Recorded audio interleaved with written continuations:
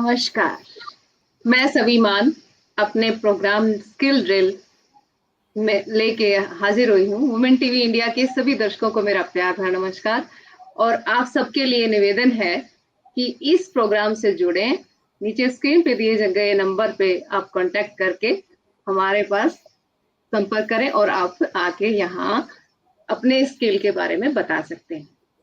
ये एक ऐसा प्लेटफॉर्म है जो भी कोई भी आके किसी भी टाइम अपनी स्किल को यहाँ पे सिखा सकता है, दिखा सकता है या अपने बारे में बता सकता है। आज मैं आपके सामने लेके आई हूँ एक ऐसी ही प्रतिभावान कलाकार और अध्यापिका। अध्यापिका जो है वो बहुत ही स्पेशल बच्चों की अध्यापिका है। स्पेशल बच्चों से मेरा मतलब आपको बताऊं कि वो होते हैं जो थोड़े से अलग हैं, साधारण बच्चों से थोड़े अलग हैं, जो कि हर स्कूल में नहीं पढ़ सकते। उनका स्कूल भी थोड़ा अलग होता है, उनकी एजुकेशन भी थोड़ी अलग होती है और उनको हर कोई टीचर नहीं पढ़ा सकता है क्योंकि उनकी थोड़ी क्षमता अलग होती है। तो रचना जी जो हमारे स्टूडियो में मौजूद हैं, रचना त्यागी जी, आपका बहुत-बहुत स्वागत है। आइए और अपने बारे में कुछ बताइए और बताइए कि ये स्पेशलिटी आपको कहाँ से और कैसे मिली। Welcome most. नमस्कार सावी जी। पहले तो मैं आपका धन्यवाद करना चाहूंगी कि आपने मुझे ये मौका दिया है यहाँ पर वुमेन टीवी इंडिया में, जो ये प्लेटफॉर्म बना है इतना अच्छा, जिसे कह सकते हैं स्त्री शक्ति को आगे ले जाने के लिए। तो आपका उसके लिए बहुत बहुत मैं आभार प्रकट करती हूँ। और मैं रचना त्यागी एक स्पेशल एजुकेटर हूँ जो 28 साल से दिव्यांग बच्चों के साथ कार्य कर रही हूँ। जहां मैं रहती थी वहीं नियर अबाउट एक स्कूल खुला जो दिव्यांग बच्चों का था, उसका नाम तो मैं नहीं ले सकती हूँ। और वहां मैंने ज्वाइन किया और मेरी जिंदगी बदल गई। पहले मैं वहां गई सिर्फ उन बच्चों से मिलने के लिए, तब मुझे पता चला कि इनको पढ़ाने के लिए आपको स्पेशल ट्रेनिंग लेनी पड़ेगी। तो उसके बाद मैंने स्पेशल ट्रेनिंग ली, 1 साल का डिप्लोमा किया। फिर मैंने उन बच्चों के साथ काम किया, फिर उसमें स्पेशलाइजेशन के लिए बीएड भी आ गया, तो मैंने फिर बीएड किया और अपनी योग्यता भी बढ़ानी पड़ी मुझे इन बच्चों के लिए। और फिर मैंने वो स्कूल ज्वाइन किया। आज तक मैं वहां कार्य कर रही हूँ और बहुत खुश हूँ। शायद मैं सोचती हूँ मैं सौभाग्यशाली हूँ कि मुझे ये कार्य करने का अवसर मिला है।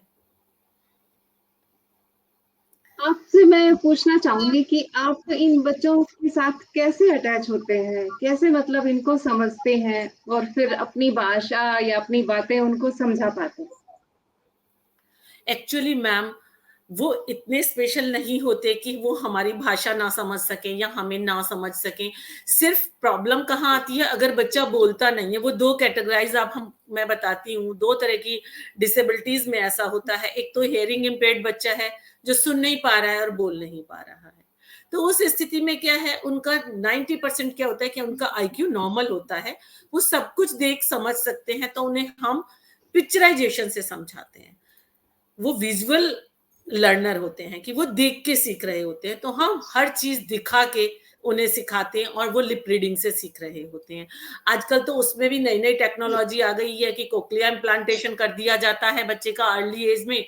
तो अगर बच्चा सुन पाता है तो वो बोल भी पाता है और उन्हें स्पीच थेरेपी देके बहुत कुछ सिखाया जाता है। और एज ए नॉर्मल वो फिर नॉर्मल स्कूल में चले जाते हैं पढ़ने के लिए। और कितने ही हमारे बच्चे हैं जो एक से एक अच्छी पोस्ट पे जॉब कर रहे हैं, एचसीएल वगैरह में, प्रैक्टिकली बेस्ड। तो इन बच्चों के लिए जब हायर एजुकेशन होती है तो वो ओनली प्रैक्टिकली बेस्ड हो जाती है। दूसरा होता है, एक कैटेगरी आती है ऑटिज्म की, जिसमें क्या है, कुछ बच्चे होते हैं जो बोलते हैं और कुछ बच्चे होते हैं जो बिल्कुल नहीं बोलते हैं। और वो उन्हें आप कह सकती हो कि वो हमारी दुनिया में भी नहीं रहते हैं। उन्हें हम लोगों का आसपास रहना भी पसंद नहीं होता है। वो बहुत लिमिटेड चीजें जिनके साथ रह रहे हैं उन्हीं के साथ अटैच है। किसी नए के पास ले जाओगे तो डिस्ट्रैक्ट हो जाएंगे, रूम बदल दोगे तो डिस्ट्रैक्ट हो जाओगे। और वो जब बोल नहीं पाते हैं, एक्सप्रेस नहीं कर पाते हैं, तो जो वो फ्रस्ट्रेशंस होती हैं उन्हें हम देख पाते हैं, समझ पाते हैं कि जब हम नहीं कुछ चीज बता पा रहे होते तो हमें कितना हेल्पलेस फील होता है। तो शायद ऐसा ही उन्हें ही फील हो रहा है और हमें उनकी दुनिया में जाना पड़ता है, जो सबसे टफ वर्क है।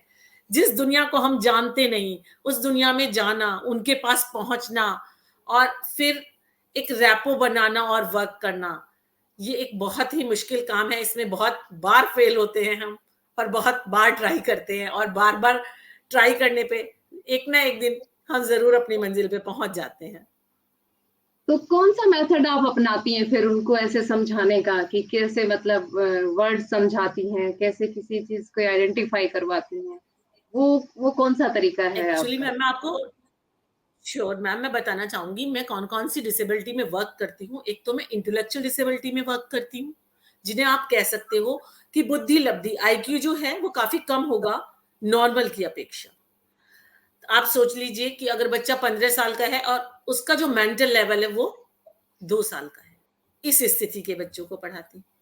या एक वो बच्चे होते हैं जो मैंने अभी बताया कि सुन नहीं पाते हैं, बुद्धि लब्धि नॉर्मल है। एक ऑटिस्टिक बच्चे होते हैं जो अभी मैंने बताया कि दूसरी दुनिया में स्वलीन, हिंदी में कहते हैं स्वलीन, कि वो अपने में ही लीन रहते हैं।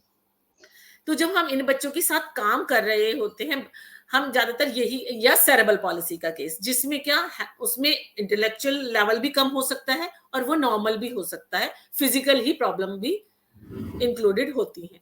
तो मेनली में हम जो है इन्हीं कैटेगरीज के साथ वर्क कर रहे हैं, और इनमें जब हम काम कर रहे थे तो हम कहते हैं हम मल्टीपल अप्रोच यूज करते हैं कि हमें उन्हें देना होता है visual learning, auditory learning, tactile learning. तो हम उन्हें हर तरह से सिखाने की कोशिश करते हैं, हम उन्हें दिखा भी रहे होते हैं, हम उन्हें बोल के बता भी रहे होते हैं, अब उन्हें हम टच कराते हैं। जैसे मान लिया मुझे एप्पल सिखाना है, तो एप्पल सिखाने के लिए मैं एप्पल तो लिखूंगी ही लिखूंगी कि ये एप्पल है, उसके साथ मैं रियल एप्पल लूंगी और चित्र भी लूंगी। मुझे इतने सारी चीजें लेनी होगी कि अब आप ये देखिए, जैसे ये मैंने पिक्चर बनाई है और इसमें एप्पल लिखा हुआ है, तो एक तो हमें बहुत बड़ा लिखना होता है, एक परसेप्शन के लिए ओनली पेज पे एक ही पिक्चर होनी चाहिए, बच्चा डिस्ट्रैक्ट ना हो। अब ये पिक्चर तो हम दिखा रहे हैं, इससे पहले ये होता है लेवल, कि अगर बच्चे का लेवल थोड़ा हाई है तो वो इस लेवल पे सीख रहा है, अगर बच्चे का लेवल लो है तो इससे पहले मैं उसे रियल एप्पल दिखाऊंगी, रियल एप्पल को स्मेल कराऊंगी, उसको टच कराऊंगी, उसको टेस्ट कराऊंगी, तब मैं उसे इंट्रोड्यूस करूंगी कि ये एप्पल है। A4 एप्पल मेरा बच्चा नहीं सीख सकता। तो हम इस तरह से बच्चों को सिखाते हैं। और हमारा क्या होता है, जैसे नॉर्मली मैं आपको बताना चाहूंगी, हम लोगों ने जो पढ़ा है कि हम अल्फाबेट्स पढ़ते हैं, वर्ड्स पढ़ते हैं और सेंटेंस पढ़ते हैं। हमारे यहाँ क्या है, फंक्शनल एकेडमिक्स में। तो फंक्शनल एकेडमिक्स में हम चाहते हैं कि बच्चे को एटलीस्ट रीडिंग आ जाए, बेशक वो साइट रीडिंग हो। अगर वो अपना नाम, जैसे मैंने उसको सिखा दिया कि उसका नाम कविता है और कविता साइट रीडिंग में सिर्फ लिखा हुआ है, जैसे ये एप्पल लिखा हुआ था, APPLE ना पढ़ा, एप्पल पढ़ा, वो एक फॉर्मेशन उसके ब्रेन में बन गई, तो मेरा काम हो गया। तो हम इस तरह की लर्निंग भी करते हैं, साइट लर्निंग जिसे कहते हैं, कि बच्चा हॉस्पिटल देख के पढ़ ले कि ये हॉस्पिटल लिखा है, स्पेल करना जरूरी नहीं है। तो उस तरह से हम बच्चों को सिखाते हैं, और हम पहले कंप्लीट दिखाते हैं। जैसे हमारे यहाँ क्या क्या कहेंगे हम कि बॉडी पार्ट्स बताओ, नहीं, हम पहले बॉडी बताएं, पहले खुद से इंट्रोड्यूस कराएंगे, मैं हूं, आप फील करो, ये मैं हूं, ये रचना है, ये रचना का पूरा रचना है, इसका एक शरीर है, फिर मैं बताऊंगी ये रचना का सर है, ये रचना का तो माथा मैम है, ऐसे ये रचना अल्फाबेट पढ़ाने की जरूरत नहीं पड़ती आपको, जैसे कि मैं छोटा बच्चा, नॉर्मल बच्चे होते हैं तो उनको हम हाथ पकड़ के लिखवाते हैं या जैसे भी, तो फिर इन बच्चों को आप कैसे करती हैं? मैम एक्चुअली हमें भी जरूरत पड़ती है, लेकिन वही मैंने बताया कि अगर बच्चे का आईक्यू लेवल इतना है कि हमें पता चल जाता है जब हम ऑब्जर्व, तो हम क्या कर रहे होते हैं कि जब हमें पता है अल्फाबेट्स भी पढ़ाने, तो जैसे मैंने आपको बताया कविता लिखा रही हूँ, तो उन्हें वो अल्फाबेट्स तो मैं सिखा रही हूँ ना, ये के है, ये ए है, ये वी है, ये आई है, ये टी है और ये ए है। अब कविता में जितने भी लेटर्स आए वो मेरे बच्चे ने सीख लिए। तो वो कैसे सीखे, उसने फंक्शनली, कि उसने कविता सीखा और उसके साथ अल्फाबेट सीखे। अगर मैं उसे डायरेक्ट 26 लेटर सिखाऊं तो वो, हर किसी बच्चे की कैपेसिटी नहीं है कि वो 26 लेटर अपने अंदर रख के फिर उनको जोड़ के नए नए वर्ड्स बना सके, सेंटेंस बना सके। तो हम वो प्रोसेस भी साथ लेके चल रहे होते हैं, लेकिन हम पूरा लेके छोटा सिखा रहे होते हैं कि हम उन्हें फंक्शनल देके तब सिखा रहे होते कि ये कविता में के आ गया, ए आ गया, वी आई आ गया, टी ए आ गया, सारा आ गया, और वो आगे फिर यूज हो जाएंगे जब हमें आगे यूज करने होंगे। और वैसे जो बच्चों का हाई लेवल है उन्हें हम नॉर्मल बच्चों की तरह भी सिखाते हैं, ताकि हमारा एम होता है कि बच्चा इंक्लूसिव में जाए। जैसे हर बच्चे का अधिकार है कि वो एक नॉर्मल स्कूल में पढ़े, तो इन बच्चों के लिए भी इस पर बहुत वर्क हो रहा है कि वो इंक्लूसिव में जाए, नॉर्मल बच्चों के साथ पढ़े, पीयर ग्रुप के साथ सीखे, क्योंकि एक बच्चा पीयर ग्रुप के साथ जो सीख सकता है वो कहीं से नहीं सीखता। मैं आपको अपना एक एक्सपीरियंस बताना चाहूंगी कि मेरे पास एक बच्चा था प्रशांत, और मैं उसे उसका नाम सिखा रही थी, पूरा प्रशांत लिख के नीचे पी कॉपी करा रही थी। कॉपी करना बच्चा सीख गया, लेकिन इंडिपेंडेंट लिखना नहीं सीख रहा था। तो मैं ब्लैक बोर्ड पे डेली उसे प्रैक्टिस हाथ पकड़ के भी कराती, खुद बनाती, उसको कॉपी करने के लिए कहती। जब नहीं हो रहा था तो मैंने उसको ट्राई किया कि पीयर ग्रुपिंग कराऊं, और सेम लेवल का बच्चा जिसको पी लिखना आता था, जैसे ही ब्लैक बोर्ड पे उसने पी लिखा, प्रशांत ने पी लिख दिया, जो मेरे लिए एक चमत्कार था कि मैं कह के थक गई लेकिन हुआ नहीं, और वो एक सेकंड में कर दिया, बिकॉज उसके जो हैंड मूवमेंट थे शायद वो परफेक्ट थे उस बच्चे को समझने के लिए। और मैं बड़ी हूँ, ऊंचाई पे शायद लिख रही थी, शायद उसके समकक्ष लिखती और उतना ही लिखती तो वो सीख पाता। तो ये चीज मैंने वहां से सीखी कि अगर पीयर ग्रुप से सिखाऊंगी तो मच बेटर रिजल्ट्स होंगे, या मुझे उसके लेवल पे ही बैठकर उसी स्टेज पे उसी स्पीड से उसी फॉर्मेशन में लिखना होगा, तब मेरा बच्चा सीख पाएगा। तो मैम आपको हर बच्चे के साथ अलग समस्याएं फेस करनी पड़ती हैं, उनको फिर आप फेस करते हुए आप अपने आप कैसे महसूस करते हैं, और वो बच्चे फिर आपसे कैसे इंटरेक्ट कर पाते हैं, मतलब कितना कैसे वो अटैच होते हैं आपसे, ताकि वो इजी हो जाए आपके साथ हर चीज में? एक्चुअली मैम उनके पास जो होती है, जितना मैंने साइकोलॉजिस्ट से बात करी है, उनके पास रिलेशंस की बहुत लंबी चेन नहीं होती है। तो कहा जाता है कि वो हमें भी थोड़े दिन में एज ए मदर या अपना फैमिली मेंबर मान लेते हैं, और हमारी जो रैपो है वो वैसी ही बन जाती है। और हम उनके साथ जब काम करते हैं, तो मैंने जैसे आपको बताया कि इन बच्चों के साथ नॉर्मल बच्चों में जो एजुकेशन होती है वहां एक करिकुलम होता है जो उस बच्चे को फॉलो करना होता है, और स्पेशल एजुकेशन में एक बच्चा जो होता है, चाइल्ड सेंट्रिक एजुकेशन होती है। ये हम बच्चे को लेकर करिकुलम बनाते हैं, बच्चा आधार होता है करिकुलम का, करिकुलम आधार नहीं होता एजुकेशन का। तो हम बच्चे को असेस करते हैं, उसकी आवश्यकताओं को और क्षमताओं को जांच कर उसके लिए एक करिकुलम सेट करते हैं, ताकि वो अपने जीवन में इंडिपेंडेंट हो सके। और हमारे बहुत सारे बच्चे हुए भी हैं जो आज ऐसे ऐसे मुकाम पर हैं। एक हमारा HI बच्चा है जिसने सलून में वर्क सीखा था, और आज उसके पास लाइन लगी होती है कि वो जितने भी हमारे एक्टर्स हैं उनको हेयर कट करता है। तो हमने कभी सोचा भी नहीं।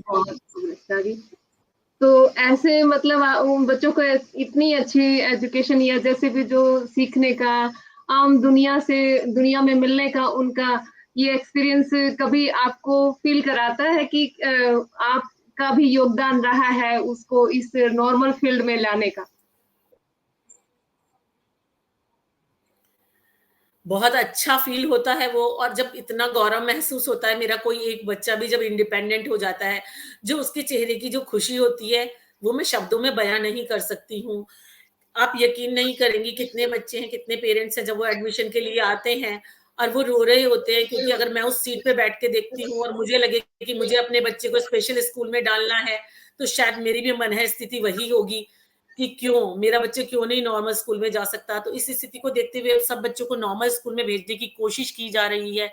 और लेकिन जब उन्होंने नॉर्मल स्कूल में बच्चे पढ़ाए थे और उनके साथ प्रॉब्लम्स आई और उन्होंने कहा कि इसे स्पेशल में लेके जाओ, ये चल नहीं पा रहा है और बच्चों के साथ पिकअप नहीं कर पा रहा है, और उसके बाद 2 साल में आज उस बच्चे में ट्रेमेंडस चेंजेस हैं।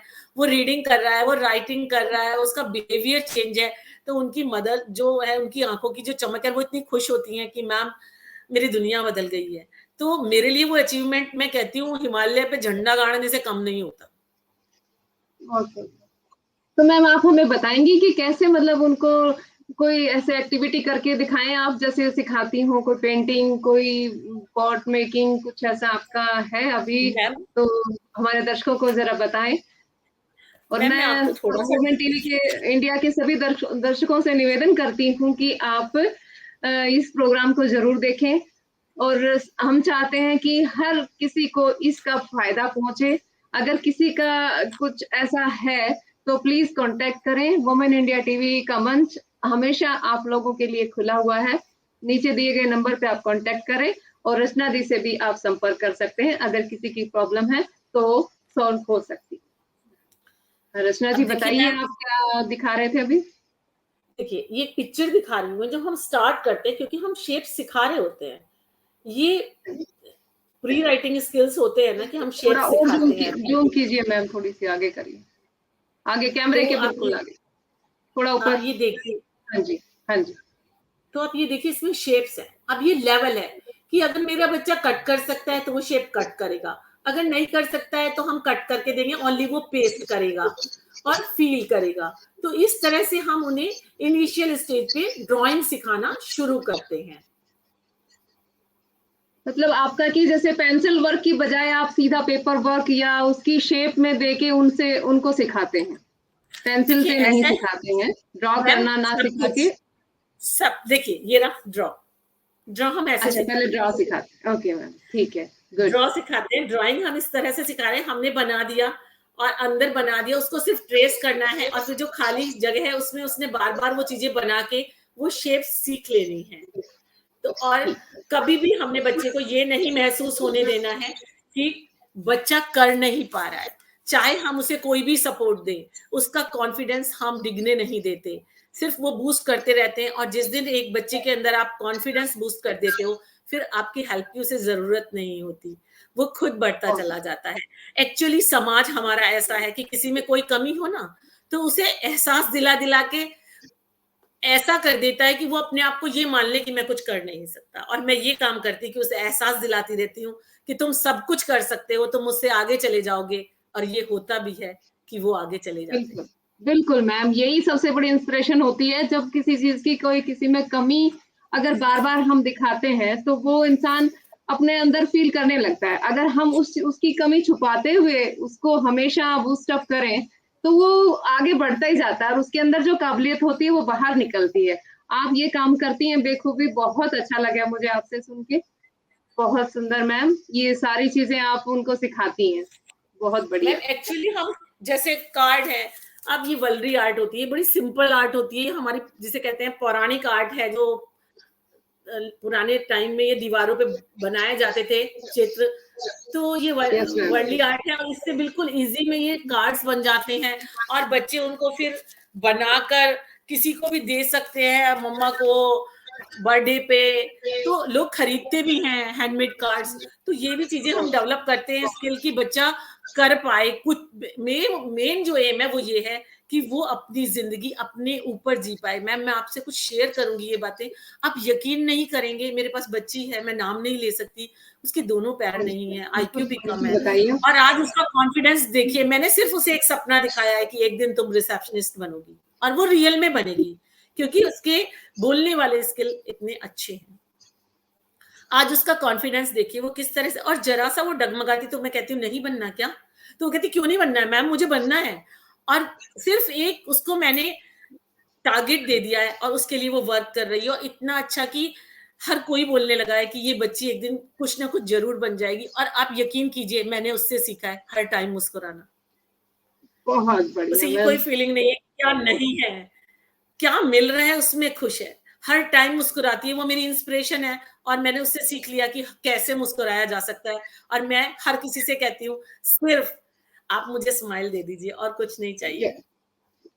सच में ma'am, smile is a great thing. अगर आप किसी अननोन को भी देते हैं, वो सामने से आपको स्माइल देता है, तो आपको ऐसा लगता है कि जैसे वो हमारी जान पहचान का है। तो ये स्माइल ही बिल्कुल। ऐसी चीज है जो वर्ल्ड को आपस में जोड़ती है।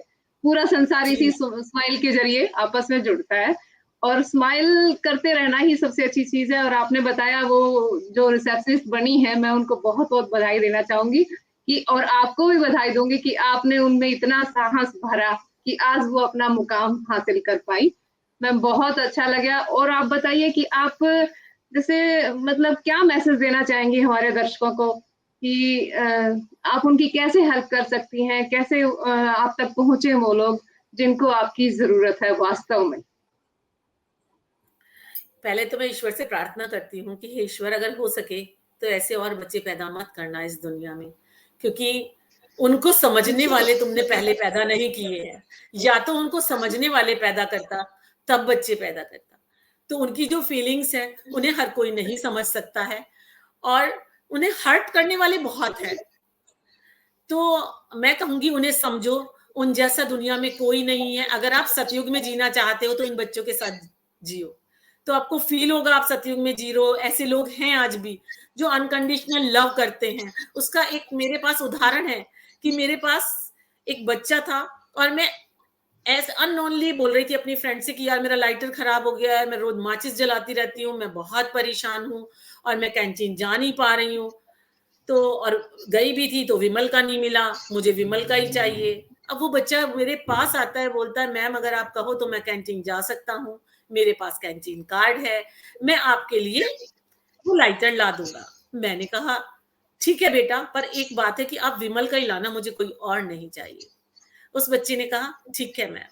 अगले दिन बच्चा मेरे पास आकर कहता है मैम आप गुस्सा तो नहीं होंगे? मैंने कहा नहीं क्यों होंगी।